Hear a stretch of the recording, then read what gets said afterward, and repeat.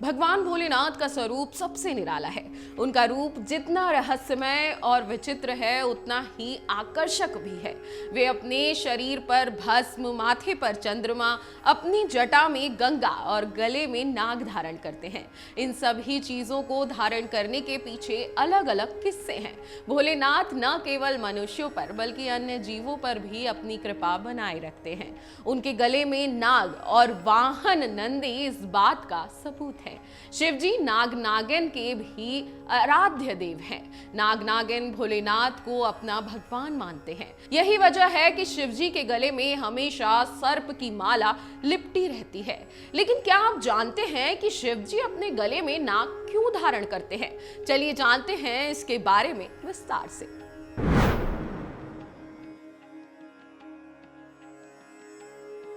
पौराणिक कथा के अनुसार नागराज वासुकी भगवान शिव के परम भक्त थे। वे हमेशा शिव जी की पूजा करने में लीन रहते थे। समुद्र मंथन के दौरान नागराज वासुकी ने रस्सी का काम किया जिससे सागर को मथा गया। इसके बाद उनकी भक्ति से प्रसन्न होकर शिव जी ने उन्हें नागलोक का राजा बना दिया। साथ ही अपने गले में आभूषण की भांति लपटे रहने का वरदान भी दिया।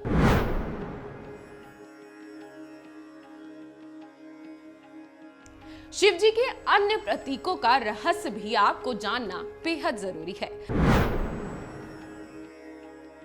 आप सभी को पता है कि नंदी हमेशा शिव जी के साथ रहते हैं।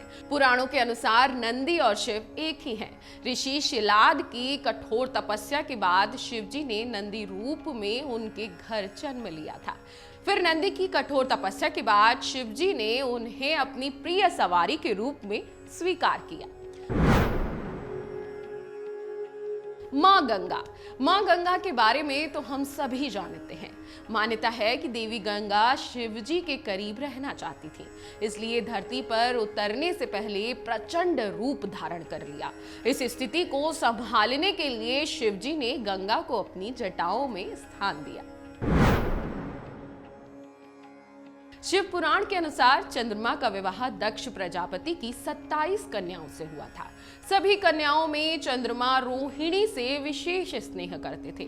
इसकी शिकायत जब अन्य कन्याओं ने दक्ष से की तो दक्ष ने चंद्रमा को क्षय होने का श्राप दे दिया। फिर इस श्राप से बचने के लिए चंद्रमा ने भगवान शिव की कठोर तपस्या की। चंद्रमा की तपस्या से प्रसन्न होकर भगवान भोलेनाथ ने चंद्रमा के प्राण बचाए और उन्हें अपने शीश पर धारण कर लिया। अगर आपको हमारा ये वीडियो पसंद आया हो तो हमारे चैनल जीवांजलि को सब्सक्राइब करें